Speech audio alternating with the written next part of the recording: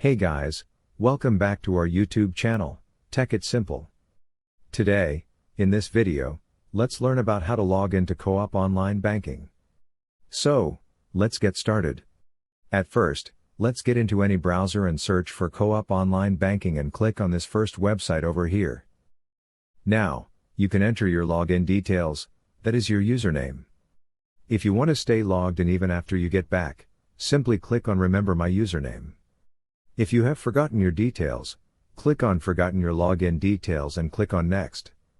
If you have not registered yet, you can click on Register for online banking. Now, once you're done with your username and all of this, simply click on Next. After this, we need to enter our password. After that, we'll get into the Co-op banking interface. So, this is all we can do to log into Co-op online banking. I hope you liked the video. Please do like and subscribe. Thanks for watching.